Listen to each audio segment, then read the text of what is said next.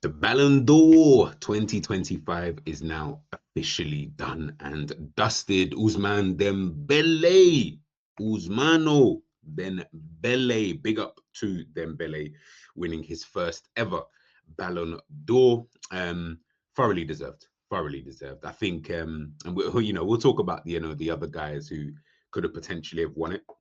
But I think when I'm looking at it, this was the one which would have caused the least amount of controversy. Had Rafinha won it, had Salah won it, had Lamine Yamal won it, had Vitinha won it, had any of those other guys won the Ballon d'Or, it would have just caused a complete uproar. Everybody would have been like, "Oh my God, this is rigged," yada yada yada. And I think them giving the Ballon d'Or, to Dembele, I think it just made, in my personal opinion, the most sense. He was probably the best player when you look at it in terms of the things that he won, the things that he did in order to help PSG, to win as many trophies as they did last season, the amount of goals that he scored, the important goals that he scored, last season for PSG. Just think it just makes the most sense. It made the most sense. Like I said, the other nominees and the other people on that list, if they were to have won it, it just would have been long. It would have been long. You guys already know how everybody on Twitter, social media, and that the way everyone was reacting to some of the leaked stuff or some of the fake leaked stuff that was kind of coming out. So I already knew from the jump, yeah, it's gonna be long. Like if Salah wins it, it's long. If Rafinha wins it, it's long. If Lamine Yamal wins it, it's long for some weird reason, even though he's the youngest person on there anyway. But we should be kind of, rejoicing more at that as opposed to looking at that and thinking, oh God, it must be rigged and etc. etc. So I'm just happy they gave it to someone that nobody can really complain with. Like I haven't seen one person even, and that's very weird for Twitter, but I haven't seen a single person look at that and say, oh my God, this is rigged. He didn't deserve Dembele. You know what I mean? He did his thing, man. He did his thing. When we're looking at obviously manager, obviously who else is it going to be? It was only going to be Luis Enrique. And this is, I think, the Copper Trophy. Lamine Yamal ended up winning that anyway, which is quite funny when I think about it, considering I think obviously they knew who was going to win, and he's obviously gone down there because quite a lot of players didn't turn up. Do you know what I mean? Like quite a lot of people didn't actually turn up to the award ceremony anyway, and I think he had obviously maybe they didn't know genuinely who was going to win the Ballon d'Or, and it did look like when Ronaldinho was announcing it, it looked like it's gonna be Dembele, it's gonna be Lamine Yamal. Like, they were both sitting and I could see them both concentrating. That to me was how the Ballon d'Or should always be. It shouldn't really be a case of the players already know when they get there for the Ballon d'Or. The other trophies, fair enough, because they're not really that big of trophies. I'll be honest with you, but yeah, when it's like the Ballon d'Or, like it should be a secret. Like no one should really know. Do you get what I mean? And the two players who are like maybe the top three should know that they're the top three, maybe if you want to put it like that. But then after that, it's like we're not going to tell who's going to win. So between the three of you, yeah, I mean, it could be any one of you kind of thing. But yeah, man, it was so intense. Like everyone was quiet, everyone was silent. Like I haven't seen a Ballon d'Or like that. I'll be honest, I've not seen a Ballon d'Or like that where everyone's like super tense. Because usually we already know, yeah, this brother's gonna win, that brother's gonna win, etc., etc. But yeah, it was good, man. I liked it. I liked it. But obviously, they gave the Copper Trophy to Lamine Yamal, the first player ever to win that award twice, ever. Do you know what I mean? So this is obviously the top well, this is the 20 or 30 to 11. So obviously they had Mikel Elise, Florian Wirtz, Van Dijk, Rice, Haaland, Dumfries, Fabian Ruiz, Bellingham, McAllister, Girassi, Martinez, Joao Neves, Scott McTominay, Lewandowski, Vinicius, Victor Gyökeres, Doué, Kane, Kvaratskhelia, and Pedri, and then obviously this was the top 10, as we already know. Dembele, Lamine Yamal, 18 years of age, Matic, Vitinha, Mohamed Salah, Rafinha, Hakimi, Mbappe, Palmer, Donnarumma, and Nuno Mendes. Yeah, man, big, like I said, man, big up to Dembele, man. It was, yeah, you could see, like, this is almost like a full circle moment for him. Do you get what I'm trying to say? Like, this is all a full circle moment because, Wonder Kid, coming through at, at Rennes, over there in France or Rennes or however you pronounce it. Um, coming through there, like looked like a really good prospect. Then of course moves to Borussia Dortmund. So you think, okay, we already know what Dortmund's about, the Jadon Sanchos, Erling Haalands, etc. We've seen them have young bad boys over there, and we've seen how good that they can actually become as players. So he goes there, obviously. He does his thing, by the way, absolutely bosses it there, then gets the big money move, to Barcelona. And we sit there and we think, okay, yo, he's now at Barcelona. He's at the big boy clubs now. Do you get what I'm trying to say? He's really at the big boy clubs. But he just picks up injury. And at the time that he moved to Barcelona, yeah, like you got to realize it was a bad time for Barcelona anyway. They didn't really have no sense of direction, and I'm not blaming just him or just Barca, but they both had a hand in why he didn't really, I would say, live up to the potential. Because Barcelona had a lot of players during this kind of era. You're talking about the Griezmanns, the Dembeles, the Arda Turans, and the players of those kind of ilks. Like pretty sure we have Brandfoyt as well. Like who else did we have? We had quite a few just a few duds in there, and a few players in there. You just think you man should never be playing for Barcelona, but they were just going through whatever period that they were going through. I think they were still trying to deal with the fact that Messi had left and all of that kind of stuff. But yeah, they just really weren't really dealing with it properly, to be honest with you. Obviously, I know Messi was there for a bit of the time, but yeah, it just seemed like you didn't have no sense of direction after that. You didn't really know. But again, I understand because it's obviously Lionel Messi, right? And then obviously Dembele's in this kind of mix. He's then getting injured quite a bit, loss of form, managers not trusting him as much. It was too much. Like I just felt like his career just looked like, yeah, you're never going to live up to that kind of potential. You're never going to live up to that. And that's unfortunate. Not every player can do it. We know you're talented, but it's one of those, isn't it? Like you just kind of move on, and not everybody can hit the kind of heights. But when he then moved to, of course, PSG, it's almost like he just found peace. That's something that I noticed with him more so, is that he found peace within himself. I don't know in terms of his faith or religion, in terms of what he did outside of football, but you could just see he just found peace, and that peace has now obviously led to him winning a Ballon d'Or, man. So first and foremost, like I said, big up to him, 100%. Like for me, it's thoroughly deserved. Like I didn't. I had my bias in terms of players that I would have liked to have seen won it, but I'm happy that he was the one to actually win it, because this is actually one I can't even argue. Do you know what I mean? I can't argue with Dembele winning the Ballon d'Or. Like it is what it is, kind of thing. And even when you're looking at like the numbers and stuff like that, one thing I always say to people when we talk about numbers, when we talk about statistics and stuff, because everyone had something to say. Like you can see here already, look, Rafinha had 64 GA, Lamine Yamal had 43 GA, and then Dembele had 46 GA. When we talk about numbers, right, and you talk about people who are getting numbers anyway, for me, I don't then look at the numbers. The numbers, I kind of wash that away. I don't really care about the number after that, because look at the numbers that these guys are getting. They're already all hitting over. Once you get over that 40, for me, I'm like, obviously 64 is really, really good, of course, and it's obviously the most out of everybody there. But 43 is also nothing to scoff at. 46 is also enough. Like the numbers ain't mad like how Messi, Ronaldo's were getting, I don't know, the 90s or whatever, 80s a season kind of thing, and everybody else was getting like 30s and 40s. Like that's double. Did you get what I'm saying? There's a big difference in that. So when we're at these kind of numbers, I don't really look at the numbers like that when we're at these numbers. It's different if this was 64 versus 12 or 64 versus 10 or 64 versus like 20. Then I would say, okay, there's a massive disparity between the two players, or the big numbers, right? So fair enough. Then then you can kind of zone in when it does come to the statistics and stuff like that. But when we're talking about this, come on, man, like these are good numbers regardless. They're all good numbers. Rafinha's are just the best, but they're all good numbers. But obviously, Dembele is obviously won, more trophies in that time. Like he was just a boss, man. And I think like in that Champions League run, yo, he was moving dark. He was moving dark, man. I'm telling you, he was moving dark. Like some of those performances he was putting in, and it didn't even always. I mean, there was only two games he didn't score in, but even still, well, this is obviously from November onwards, and these are all the games that he played so well in.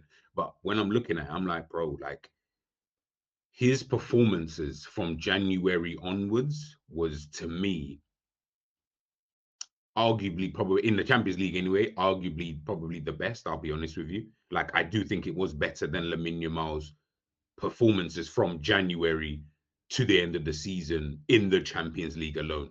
If you add in the league, that's where I say you can have the conversation, but I can understand because he ended up winning the tournament. So he's going to have a bit more gravitas. Do you know what I mean? In terms of why he should potentially, win the tournament. So yeah, man, like I said, I'm not here to, to get onto who wins or who, like, listen, I think it's thoroughly deserved, kind of thing. So yeah, man, like I said, big up to Dembele.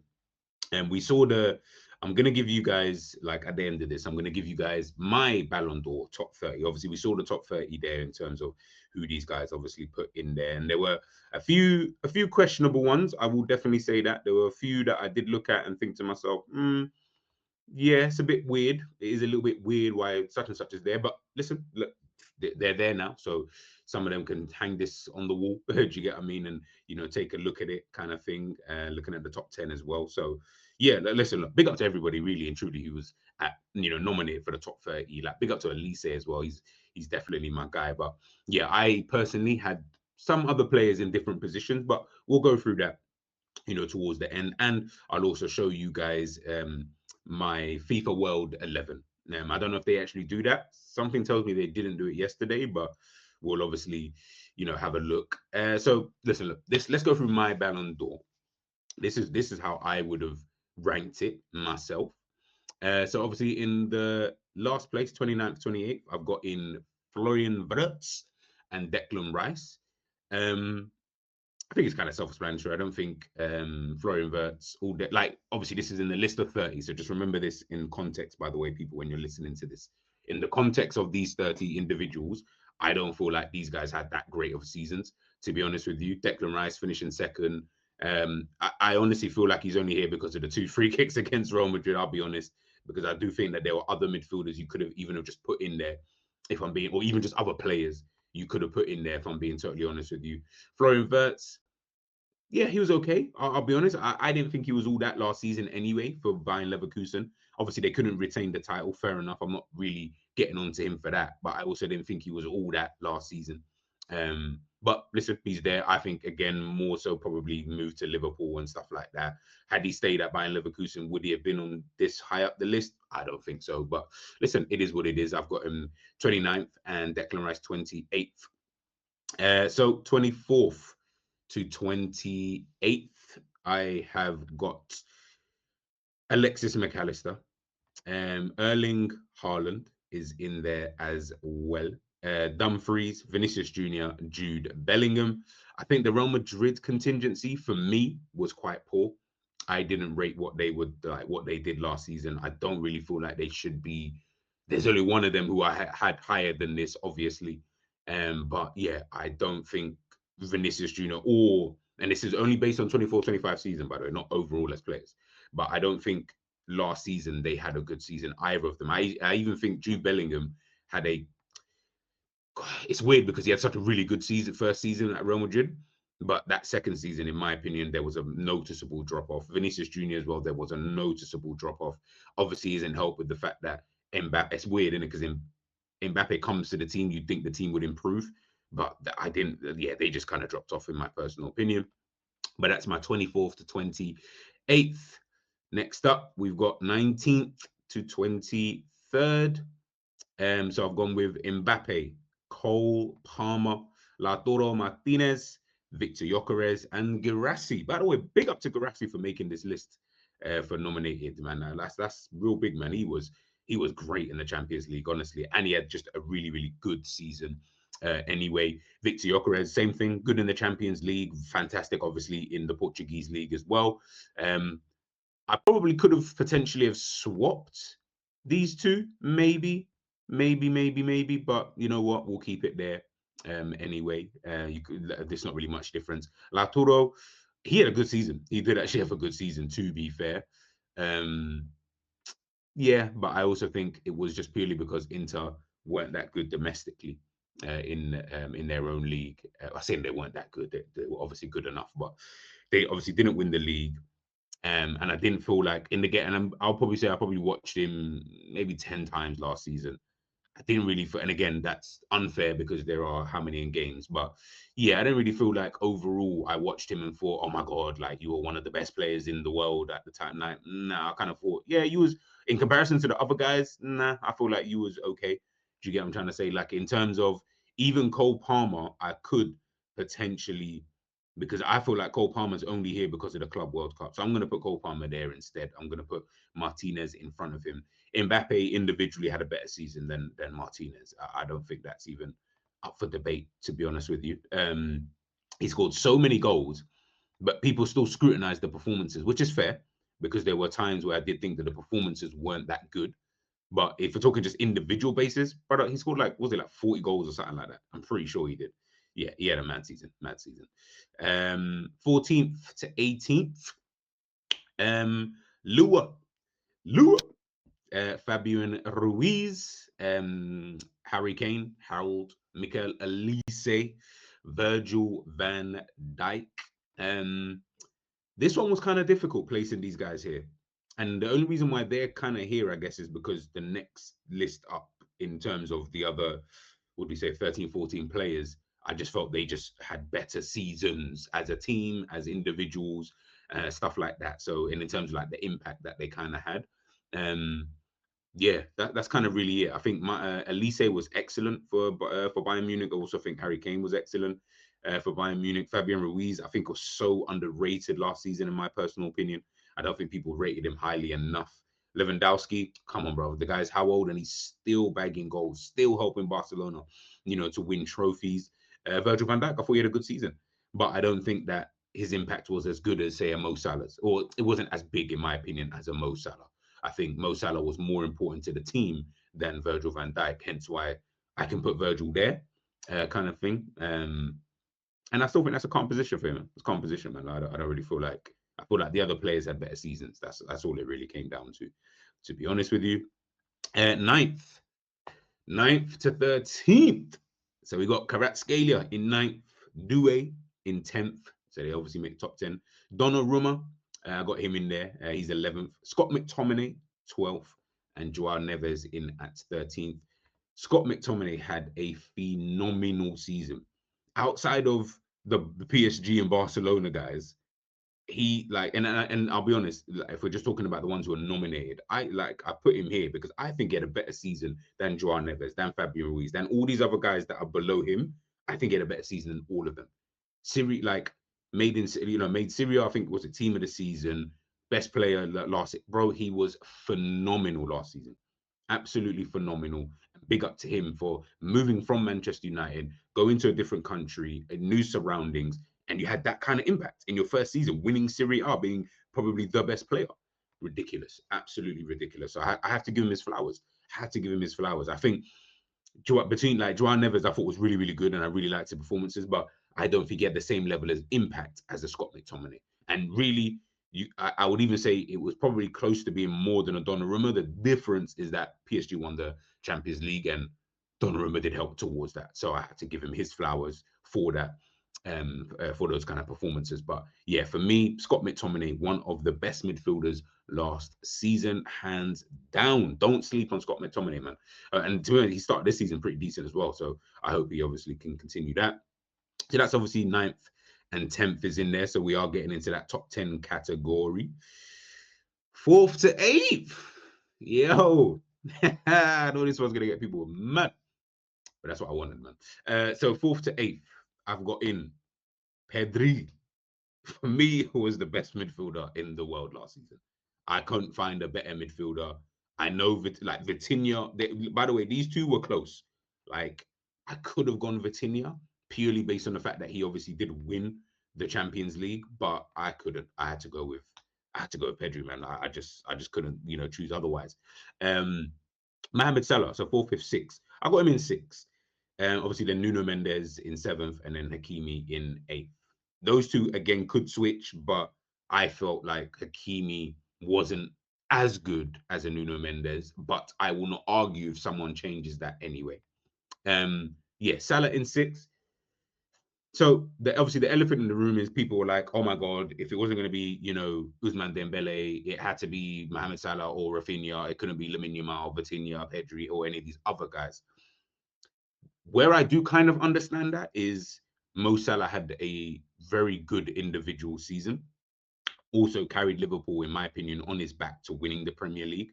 So he has to get bigged up regardless. That's my guy anyway. So I have to big him up in that regards, right? But I do think Premier League fans, unfortunately for you, you overrate the Premier League so much. You actually believe that everybody else does too outside of the Premier League. Unfortunately, that's not the case. The Premier League is only good for the money. That is the only thing that I can factually say, yeah, you're bigger than everybody else in that regards. Outside of that, everything else is up for contention. Everything else is up for debate.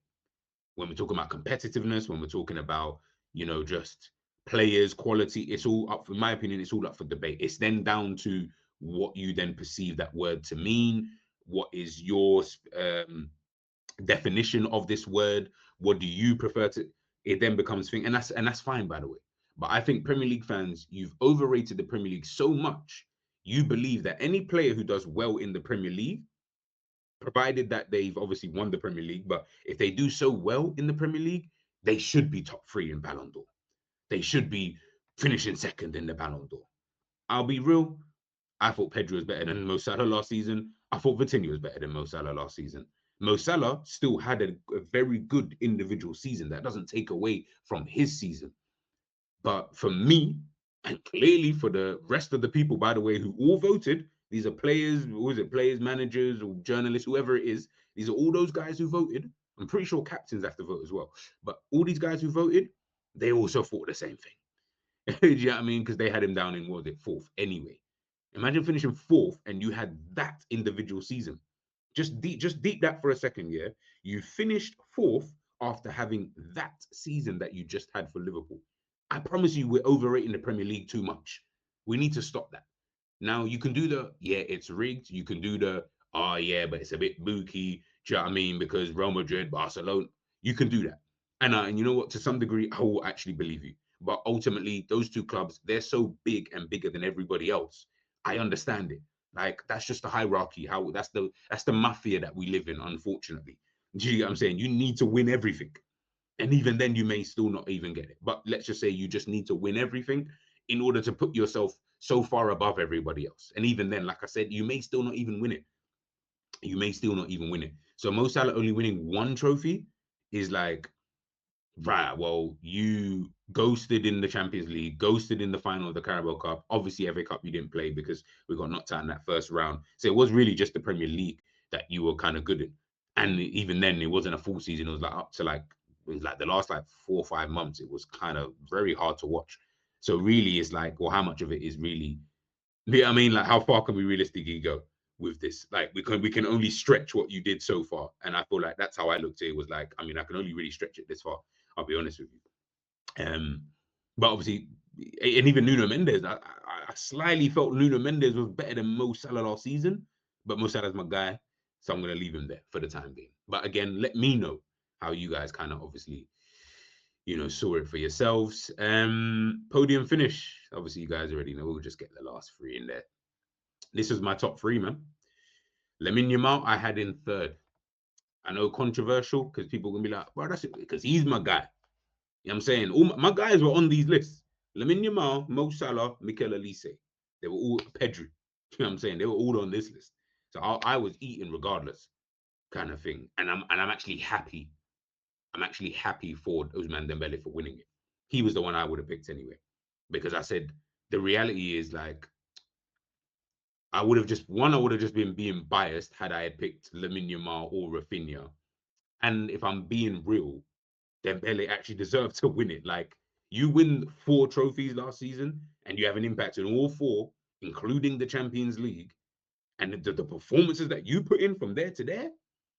Had Lamine Yamal or Rafinha won the Champions League, for me, I would have put one of them there, and it probably would have edged towards Rafinha more so than anything.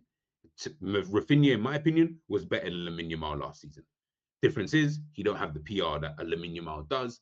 Age, swag, he's he's likable. People fucks with him. It's all of that stuff, right? But for me, Rafinha was the second best player last season. If I had to look at it on that list, he was that second best player, and then Lamine Yamal can come in third. But again, I'm also not going to argue with any of you in the comment section who are going to put maybe Lamine Yamal first. I'm not going to argue with that. I don't feel like it's that deep. Did you get what I'm saying? So yeah, that was my that was kind of like my kind of Ballon d'Or. I would love to know, like I said, in the comment section, if you guys could tell me what your Ballon d'Or list is. Please everyone put their top 30s. I would love to just debate with everyone, and not debate, but just have a conversation in regards to who you guys obviously thought should win the Ballon d'Or, or where certain players should have been, kind of thing. So let me know, of course, in that comment section what you guys think. Now let's take a look at my FIFA World 11. All right, cool. So here's my world 11 and that. Here is my world 11. So this one was kind of interesting to do. There's a few players, obviously you can see already. There's players Salah's missing out. But obviously I got Donnarumma in goal. Like I said, I just felt like he was actually pivotal to them winning, or he helped them to win, the Champions League. So I have to big him up for that. The fullbacks, very simple. It was always going to be those two. There was no better fullbacks than those two guys last season.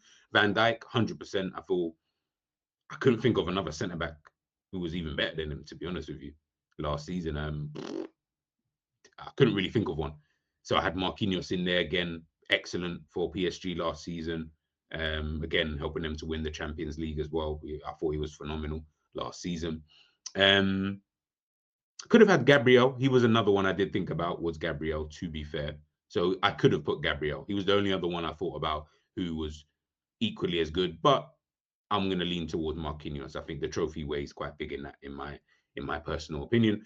Midfield three, Pedri and Vitinha. There was no two better midfielders. None. No midfielder was it. I'll be real. Even McTominay, who I put in there, wasn't even close to Vitinha and Pedri. I'll be honest. Like they weren't close in how I ranked them last season. They weren't close. But McTominay for me was probably the third best one. Had the most impact. I couldn't again. You could have had Frankie De Jong, could have had Joao Neves, Fabian Ruiz, but I still think that McTominay was better than all of them. I couldn't think of any other midfielder. It definitely was not going to be Declan Rice. I'll tell you that for free. But I couldn't think of any other ones, if I'm being super honest. So yeah, I had McTominay in there, and then the front three. Well, Dembele had to be there, Ballon d'Or winner, and that. Rafinha, in my opinion, had to be there too. So it was really just between Lamine Yamal and Salah. Again, another one. I wouldn't mind if someone put Salah there and took Lamine Yamal out of it, but I'm gonna go with Lamine Yamal. I'm gonna go Lamine Yamal, man. I think last season his performances excellent. He was just the best player to watch. Like if I just had to do a player, like if this was the aesthetics Ballon d'Or, Lamine Yamal would win that tenfold. You know what I mean? He would 100% win that tenfold. But it's not that. But he was my favorite player to watch. So big up to Salah. As everyone knows, I said, he's my guy. Salah is my guy. But unfortunately, I'm going to have to go with Lamine Yamal. But let me know again in the comment section. You've seen my Ballon d'Or list. You've seen now my FIFA World 11. I know that the manager, manager and team was going to be PSG. They were the best team, had the best manager last season. I'm not going to do a top three. I just think it was PSG were the best team last season. So big up to them.